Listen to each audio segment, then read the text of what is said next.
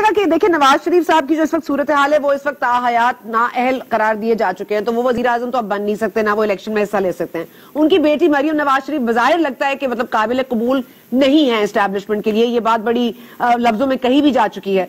लेकिन बिलावल भुट्टो साहब अभी एक फेस हैं जो कि एक्सेप्टेबल है एस्टैब्लिशमेंट को, और आगे आने वाले वक्त में मुमकिन है कि बिलावल भुट्टो साहब को इनकरेज किया जाए, क्योंकि मौलाना फजल रहमान और इस वक्त मरियम तो काबिल कबूल नहीं है। तो इस मामले में क्या आपको लगता है कि आप लोगों की कोई राय अमल फर्क रहा है कि आप लोग इतने लकी हैं कि आप लोगों का वही फेथ नहीं हुआ जो कि नवाज शरीफ साहब का हुआ? नहीं, देखिए हम नहीं समझते कि एस्टेब्लिशमेंट को फैसला करना चाहिए कि मरियम नवाज को आना है या नवाज शरीफ को तायात नायल होना है या जुल्फकार अली भुट्टो को फांसी देनी है या बीबी को शहीद कराना है। ये इनका फैसला नहीं होना चाहिए, इस मुल्क के अवाम का फैसला है, होना चाहिए। इस मुल्क के अवाम अगर चाहते हैं बिलावल भुट्टो को, अगर वो समझते हैं कि वो बहुत सेन तरीके से आगे बढ़ रहे हैं, वो बहुत अक्लमंदी से चीजें लेकर चल रहे हैं, उम्र का मसला नहीं है, आप एज का और तालीम का, मैंने बड़े बड़े जिनके पास डिग्रियां नहीं होती उनके अंदर इतनी फोक विजडम देखी है, मैंने यंग नौजवानों से इतनी फहमो फरासत की बातें सुनी है और बड़ी एज के लोगों को बोंगियां मारते मैंने देखा है। तो ये कोई फर्क नहीं है, इस मुल्क के लोगों को फैसला करना चाहिए कि किसको। हमें तो आज तक यही प्रॉब्लम है कि हमें मारते मारते एस्टेब्लिशमेंट यहां तक ले आई है। हम तो उनको यही कहते हैं कि आप पीछे हट जाएं, आपका ये काम नहीं। अगर हमें अवाम नहीं चाहते तो वो अवाम को फैसला करने दें।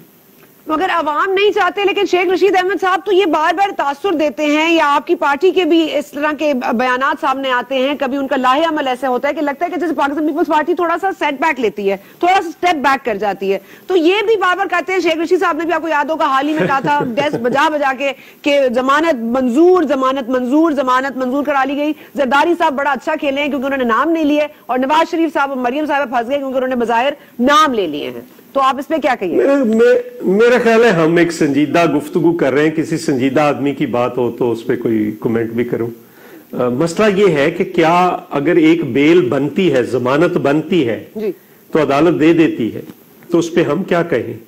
क्या हम अगर ये कह रहे हैं कि उनके केसेस वापस कराची भेजे जाएं, क्या कराची में अदालतें नहीं है? क्या कराची में अदालतें अगर इंसाफ नहीं कर रही तो वहां की अदालतों को ताले लगा दीजिए, सारे केसेस इधर ट्रांसफर कर दीजिए, गवाह वहां पे, मुदई वहां का, मुलजम वहां के, एस्टेब्लिशमेंट जो वहां पे लोग आते हैं डेली, पुलिस वहां की, तफ्तीशी वहां के, तो उसको वापस भेजें। तो इसमें अगर कल को हो जाता है तो कहीं जी कि ये देखे ना, हम ये कहते हैं कि पहले ही साकिब निसार ने ज्यादती की, और अगर पहले गलत किया है तो अब अगर ठीक हो जाएगा तो वो फेवर कैसे हो गए? मियां साहब के साथ ज्यादती, मियां साहब के साथ भी ज्यादती हुई। ये लोगों का काम है, वो लोगों का काम है कि वो फैसला करें। मियां साहब ने पॉलिटिक्स करनी है। तो बिलावल भुट्टो साहब ने फरमाया कि सेनेट इलेक्शन के बाद सियासत का नक्शा तब्दील हो जाएगा। ऐसा क्या होने जा रहा है? सियासत का नक्शा कैसे तब्दील करेंगे? देखिए ना, सियासत खुलेगी। अभी तो सेनेट इलेक्शन पे सारा फोकस है, फिर लॉन्ग मार्च भी की भी तैयारी है, फिर हुकूमत के खिलाफ अगर अदम एतमाद की जरूरत होती है तो वो आ जाते हैं। तो ये सारी चीजें जो हैं ये बिल्कुल नक्शा तब्दील होने वाला है, ये अब नहीं चल सकते। आलमी तौर पर भी सियासत के अंदर तब्दीली आपको पता है, खित्ते के अंदर भी चीजें बदल रही हैं, और अगर बदल रही हैं तो उसकी कोई वजह होगी ना, ये ऐसे तो नहीं है। तो अगर आलमी सूरत हाल बदलेगी, खित्ते की सूरत हाल बदलेगी, इस मुल्क की आवाम तो पहले ही तंग है इनसे, तो आवाम के बस में हो तो वो तो एक दिन ना इनको चलने दें नायलों को।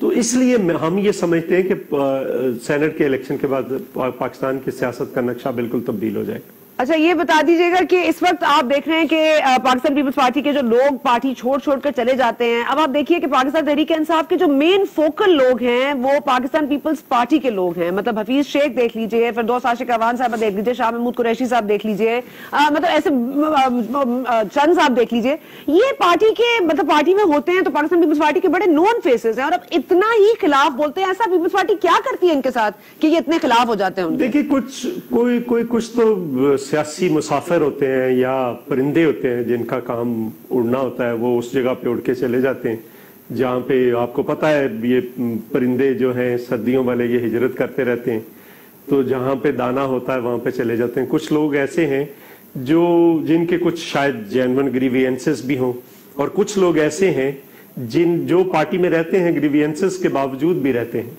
तो हम यही कहते हैं कि प्रॉब्लम नून लीग के साथ था, तोड़ आपने पीपल्स पार्टी दी, हमारे सारे बंदे जो इलेक्शन लड़ने वाले थे वो निकाल कर एस्टेब्लिशमेंट लेगी, यही हम उनको कहते हैं। पाकिस्तान पीपल्स पार्टी तो देखें ना कब से लड़ रही है, कब से हम लोग पैदा करते हैं, उनको तोड़ा जाता है, फिर ले जाया जाता है, हम नए लोग पैदा करते हैं, नई लीडरशिप पैदा करते हैं, फिर उनको तोड़ा जाता है, फिर नई लीडरशिप पैदा करते हैं। तो ये अमल हम बार बार ये कह रहे हैं कि इस अमल को बंद होना चाहिए। तो पीपल्स पार्टी को कोई प्रॉब्लम नहीं है, हम तो बहुत सारे लोग थे जिनको पैदा किया। ये लोग वापस आना चाहे तो आप कबूल करेंगे? ये लोग वापस अगर आना चाहें तो आप कबूल करेंगे? अगर जाना है इनके लिए, अगर मेरे बस में हो तो मैं तो किसी एक को भी ना लूं। अच्छा, आपके बस में नहीं है? कुछ नहीं, मतलब पार्टी ने फैसला करना है ना मिलके। मेरा जाती राय पूछेगी तो मैं बिल्कुल मैंने अच्छा जनाब आ जाए, बहुत इंपॉर्टेंट इशू है और मेरा आखिरी सवाल भी चौधरी साहब वही है कि जरा ये थोड़ा सा कॉम्प्लिकेटेड जाहिर है इसलिए है क्योंकि आपने देखा होगा कि बिलावल भुट्टो साहब ने कोहाट में जो जलसा किया उसमें उन्होंने कहा कि सीपेक को भी नुकसान देने जा रहे हैं और जाहिर है एनएफसी अवार्ड की बात हो रही है, 18वीं तरमीम की बात हो रही है। पीटीआई अगर सेनेट में अक्सरियत हासिल कर लेती है तो इस सूरत में 18वीं तरमीम उसका हदफ होगा। आप अगर ऐसी कोई कानून साजी अगर वो इस पे शुरू कर देते हैं तो फिर आप लोग उसको कैसे रोकेंगे? नहीं देखिए, दोनों के लिए 2/3 अक्सरियत की जरूरत होती है, वो तो नहीं हो पाएगी, लेकिन कुछ कानून साजी ऐसी ये कर पाएंगे चूंकि फाशिस्ट माइंडेड है तो वो कोई ऐसे कवानीन पास करेंगे जिसके जरिए ये मीडिया को ऑलरेडी जो दबाया हुआ है और दबाएंगे, सियासी लोगों को जो उनके हकूक है वो और छीनेंगे, इस मुल्क के लोगों की आवाज को दबाएंगे, इस मुल्क के लोगों का कोई ये कब्रिस्तान जैसी खामोशी चाहते हैं, लेकिन अब हो नहीं सकता। वो टाइम गुजर गया, इनका जो वक्त था वो गुजर गया। अब ये एक वक्त ऐसा होता है पॉलिटिक्स में, आप जो भी कदम उठाते हैं वो दुरुस्त सिमत में जाता है। एक टाइम ऐसा आता है आप जिसको हाथ लगाते हैं वो सोने को भी हाथ लगाते हैं वो मिट्टी बन जाती है, वो इनका टाइम आ जाता है, आ गया है और ये आगे कुछ भी नहीं कर पाएंगे। तो आपको लगता है ऐसी कोई कानून साजी नहीं ला सकेंगे? लेकिन आज वो कोहाट गए थे, वहां पे एक सेनेटर जो आजाद मुंतखब हुआ था केपी से, वो पीटीआई में गया, उसने वापस पीपल्स पार्टी ज्वाइन कर लिया। एक उनका बेटा है जो वहां का केपी के असेंबली का मेंबर है, उसने ज्वाइन की है। तो ये बहुत सारी आने वाले दिनों में आपको बहुत सारी चीजें नजर आएंगी जिसमें से पाकिस्तान पीपल्स पार्टी को बहुत सारे लोग ज्वाइन करेंगे। पीपल्स पार्टी को बहुत सारे लोग ज्वाइन करेंगे और सियासत का नक्शा तब्दील हो जाएगा।